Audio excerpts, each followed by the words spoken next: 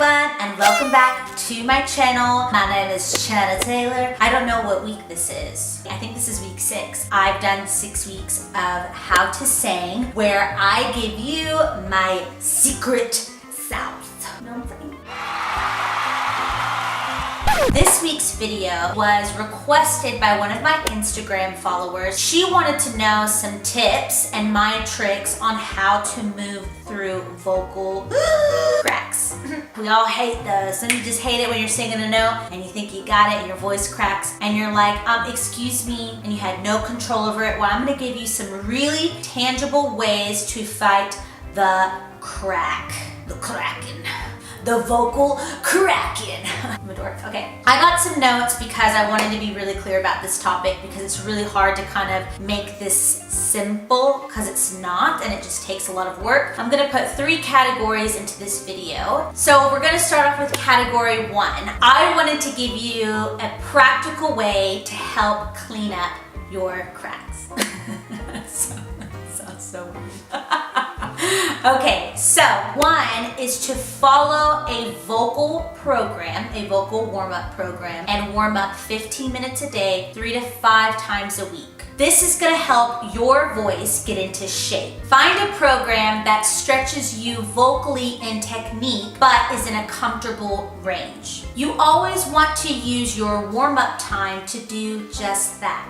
You want to warm up. It is not the time to go full blast. It is not the time to sing Whitney. It is not the time to sing Mariah Carey's highest notes of all time. It is not the time, and it will hurt you. You will strain yourself, take it slow, and really warm up fully. It's a stretch, not a sprint. Let's not go sprinting after Mariah Carey whistle notes, okay? We gotta go slow. We gotta stretch it out. We gotta stretch. 2 is to know some basic vocal anatomy. If you don't know what vocal cords actually look like, you kind of need to look it up. You need to know the anatomy of singing. Look up your nasal passages. Look up what the body uses to sing. Become acquainted with the physicality of being a singer, and it will help you work through those cracks. And 3 is to invest in a vocal coach for a couple of months. You don't have to do it forever if you can't afford it. There are vocal coaches everywhere. You can look them up on Yelp. Ask somebody on Facebook. People even offer FaceTiming vocal lessons. And they're not that expensive anymore, so you really don't have an excuse. And it's good to have a vocal coach watch you while you sing because they catch every little thing. They're gonna catch your posture, they're gonna catch how you're breathing, they're gonna catch where your placement is, and they're gonna give you some ways to really work through vocal cracks. If y'all are interested in me doing some FaceTime vocal lessons, maybe I'll open that up to y'all if you really want it. So invest in a vocal coach for a couple of months to help the process. Category 2, every voice has natural cracks or transitions between the registers. The goal here is to train the transitions to be seamless. Keyword here, y'all, train. You have to train out your cracks. You have to train them out. It takes time. It takes work. What you do behind closed doors will show up with you on stage, and that is positive and negative. My favorite thing that I've heard lately is from a guitar teacher, and he said that if your practices sound great, then you're not practicing the things that you need to work on. When you're learning a new skill or you're practicing a challenging piece of music, it's okay to not sound great. Set that new skill or that challenging song as a goal and work towards making that piece of music or that skill sound beautiful. Practice, practice, practice. I cannot preach this enough. You have to practice. You have to train as a singer. You cannot cheat your cracks. Your cracks will show if you don't work through them. Singing is like being an athlete, and you need to treat yourself as a vocal athlete. You must condition your voice to become stronger. 3 ways that I've done that is 1, I've changed my diet to improve my singing. 2, I do vocal exercises 5 times a week for 15 to 30 minutes. I keep my vocal program in my car so I never have an excuse that I didn't have any time. If you can hop on YouTube and watch this video, you have time to do some vocal exercises. You can definitely take 15 to 30 minutes out of your day to do simple vocal exercises. And 3, healthy placement is key to overcoming cracks in your voice. Like this video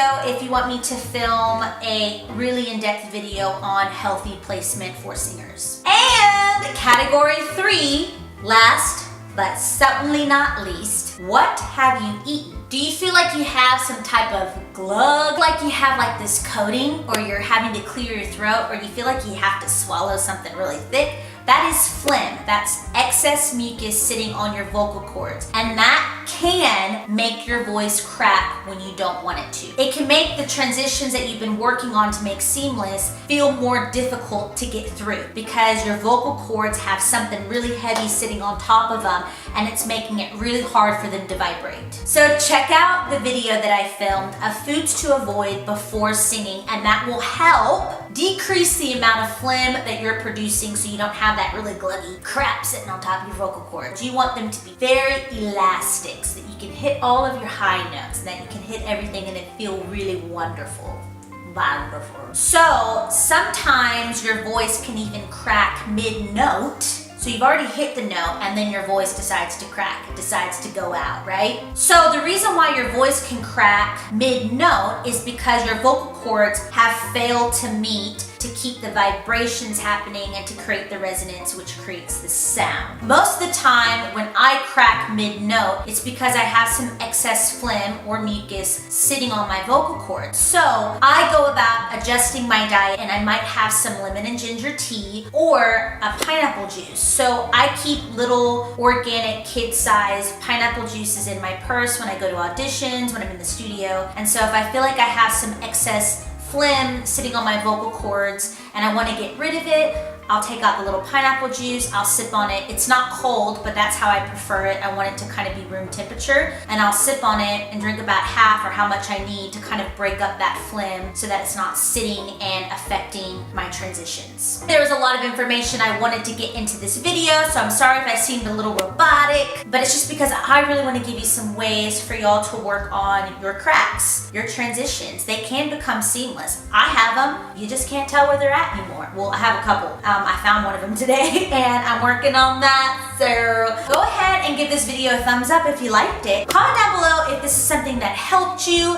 Comment down below if you have a topic that you want me to give you my secret sauce on, and I will film that for you. And turn on that notification bell so you don't miss a week, because I have another video coming next week, and the week after that, and the week after that, and the week after that. I'll link down below the vocal program that I follow in the car. Once again, Steve Bowersox, he's amazing. I can't wait to hear from y'all. I really hope you're liking these videos. Check out my website, ChynnaTaylor.com, and let me know down in the comments below if you would like to have a FaceTime vocal lesson with me, and I might try to make that work, you know what I'm saying? Okay. So I'll see y'all next week in How to Sing Tip of the Week, where I give you some more Chynna Taylor secret singing south. Okay? Okay?